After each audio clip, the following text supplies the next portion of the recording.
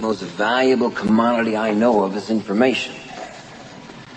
Wouldn't you agree?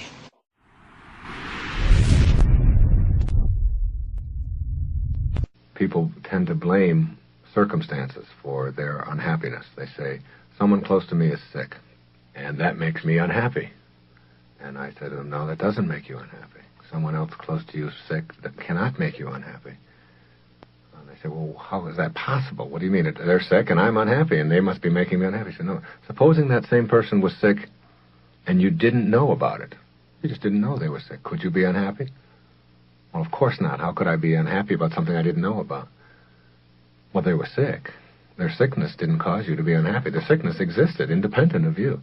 It's when you find out about it and process it and think about it in a certain way and you say, oh, that shouldn't be happening. Oh, that's awful. Or, oh, that's my friend. Or, that's my mother. Or, those things shouldn't be happening to me.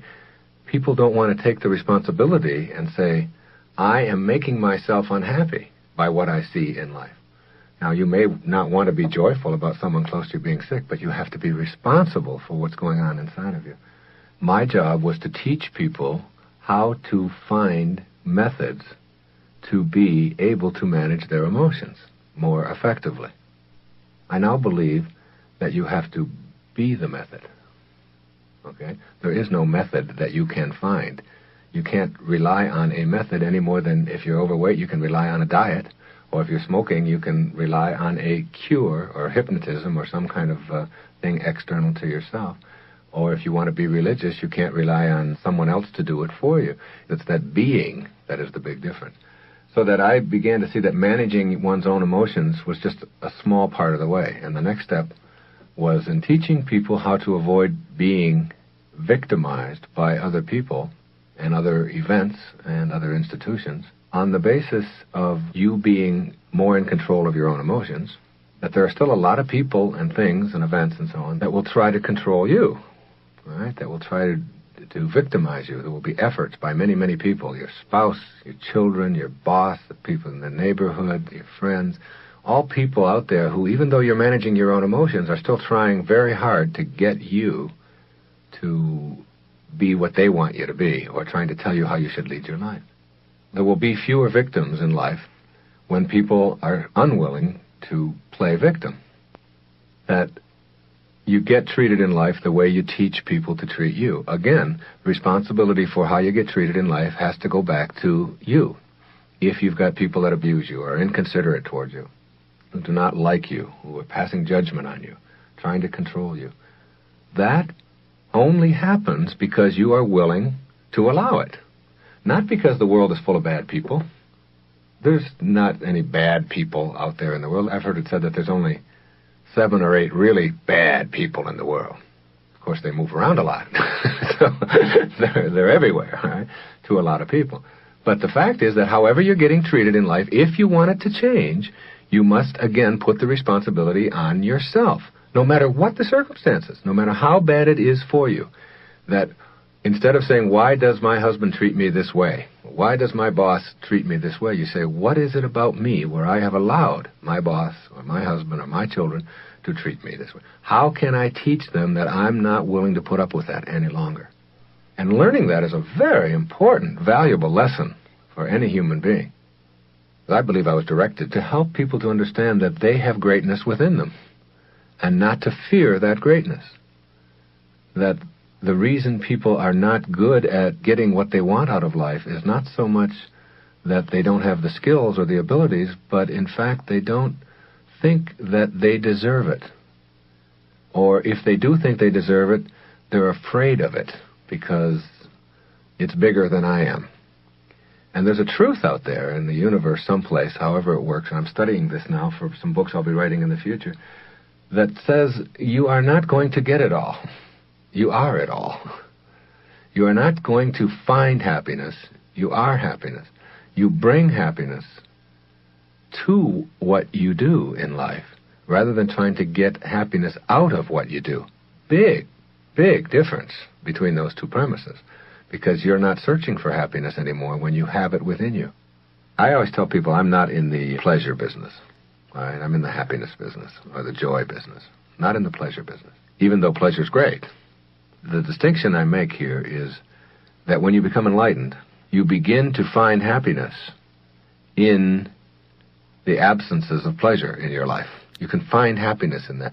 You can embrace your colds, if you will, your headaches or your backaches or whatever, as opportunities.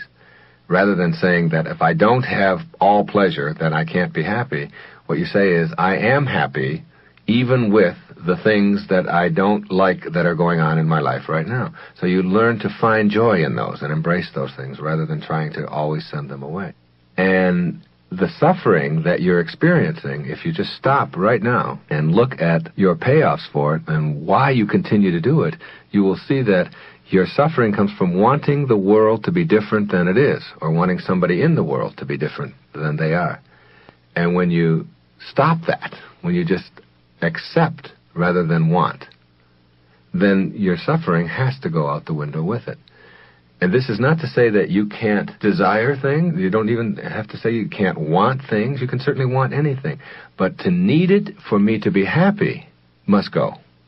To understand what we're talking about here, you must understand that bringing happiness to something is very much different than trying to get it out of something. And when you are bringing it to something, then you always have it. When you're looking for it, it will always elude you. Always. Make no mistake about it that every emotion you experience in your life is a choice. Not that they're bad. Emotions are wonderful. But if any emotion you experience in your life is immobilizing, keeping you from being where you want to be, keeping you from your purpose, from your mission, from your joy in life. And don't forget that the major purpose of life is to enjoy it. Look, if you learn how to enjoy your life, every moment you have, even the rotten ones, if you can do that, do you understand that you can never be a burden to anyone else? Isn't that the least selfish thing you can do? Isn't that the most glorious and graceful and loving thing you can do, is never be anybody else's burden? That's not selfish to know how to enjoy your life. It's selfless. It's not putting other people down at your expense or anybody else's expense or elevating yourself up to make others look. It's nothing like that. There is only one morality in the universe. Every human being has a right to live their life as they choose to live it, as long as they don't interfere with anyone else's right to do the same. Now, I want to tell you, see, you can image anything for yourself. You can visualize for yourself. You can never visualize for other people to be different than they are. You don't have that kind of capacity, all right? Each person's karma is their own. Each person's life is their own to live. You cannot say, I'm going to image you doing this for me, and if you don't, then I'm going to be happy. What you can say is, I am going to have an image of myself not being upset when you don't do the things that I want you to do, that I would like it better if you did. When you get that image inside of you, then if they do it, that's terrific. And if they don't, you don't look at that as not terrific. You look at that as where they are right now. And Robert Frost had a wonderful definition of love. He said that we love the things we love for what they are. And that same thing goes for people, for what they are, not for what I would like them to be. And we don't alter or want to alter the things we love. You love it for what it is, rather than what it can do for you. Same with your children.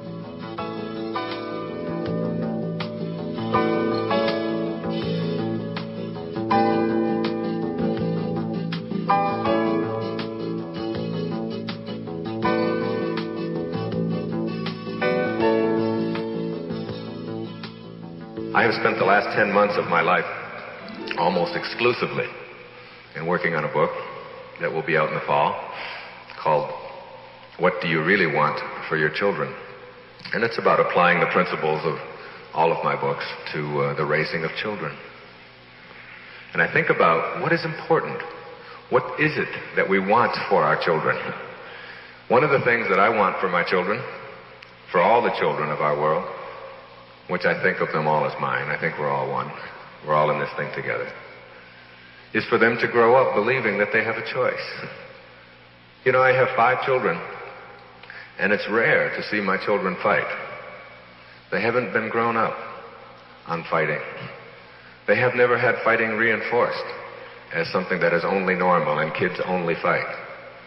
They've always had a kind of a belief system that it's not normal to fight and be angry and to hate each other, and that those impulses are things that we can learn to tame and not have, because fighting and anguish and pain and despair are things that bring us down and kind of destroy our lives.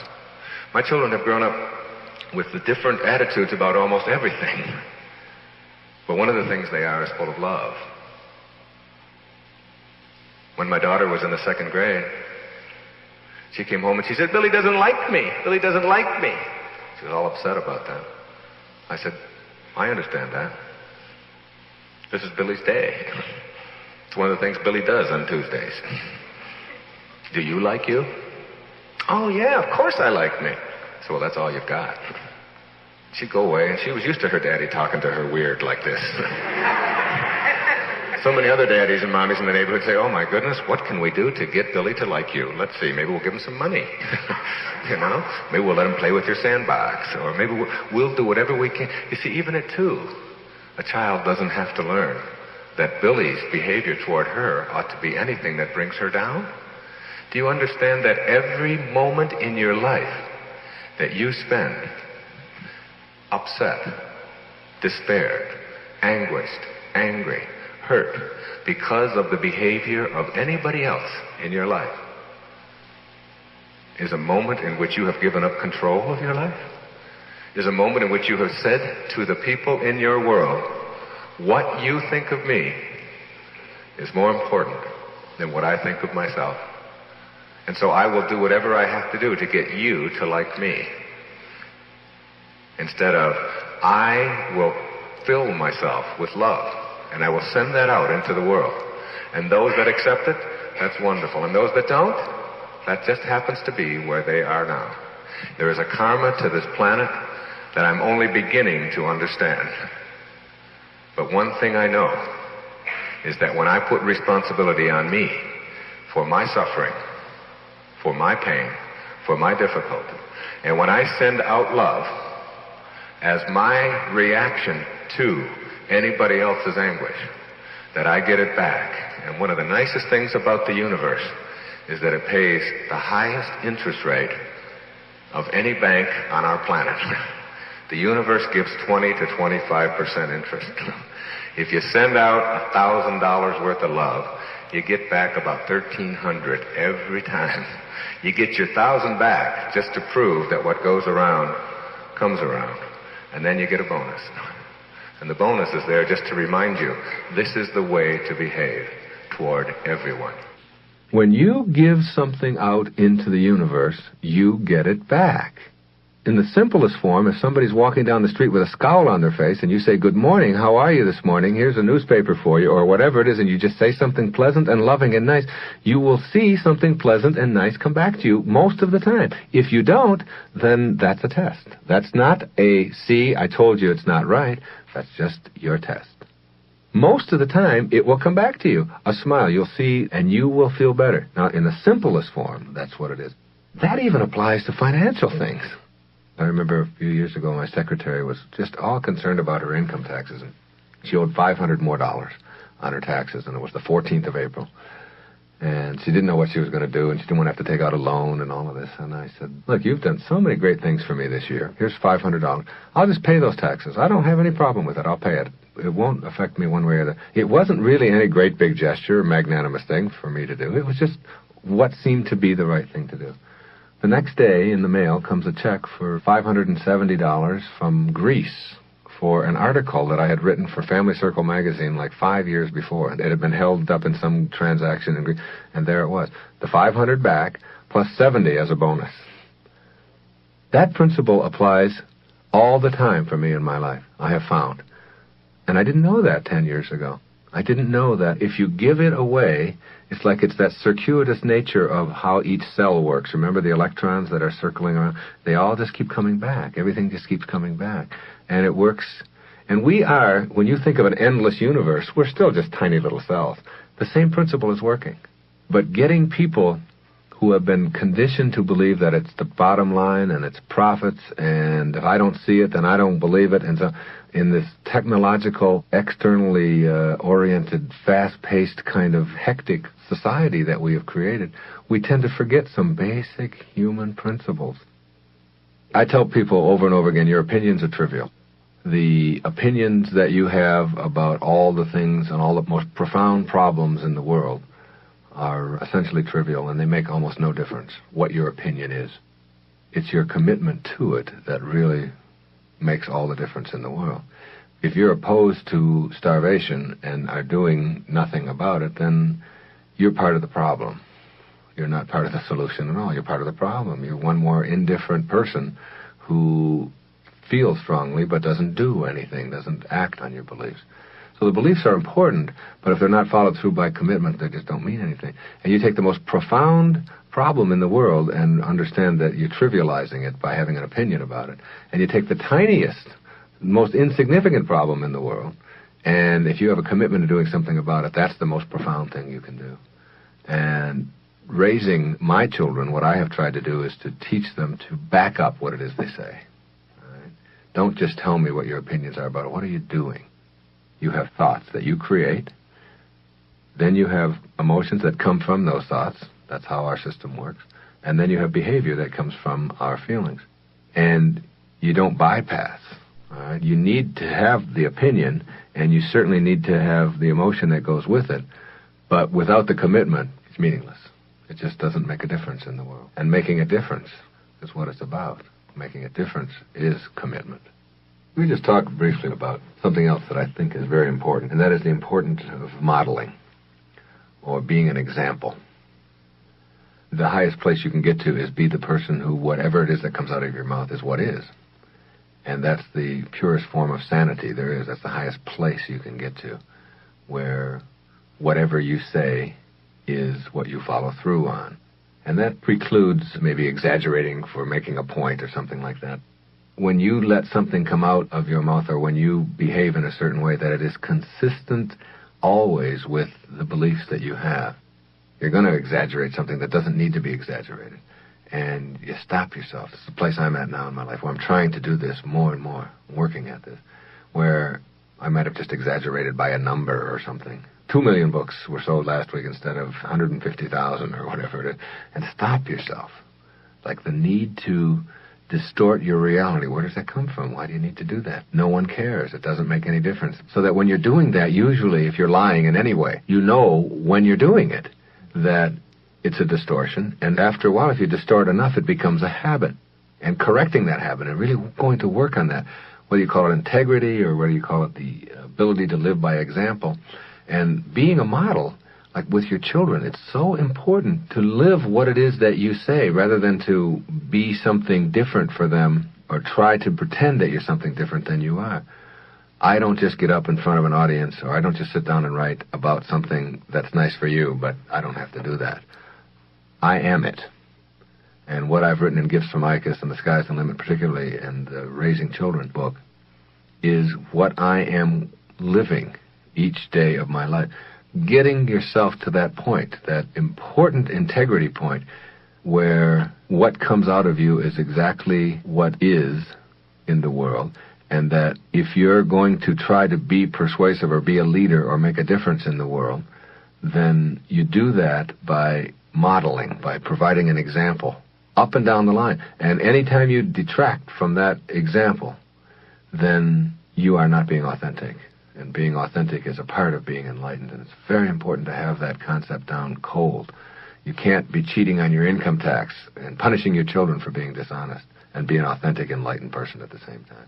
You can't be blowing cigarettes in their face and telling them about the evils of addiction and be an enlightened, authentic person. You can't be out of shape and slobby and living a flabby lifestyle and tell your children about the importance of nutrition and be authentic and be an enlightened person. And you can't expect anybody that you work with in any business capacity to want to listen to what you say if what you say is different than what you are. The most valuable commodity I know of is information. Wouldn't you agree?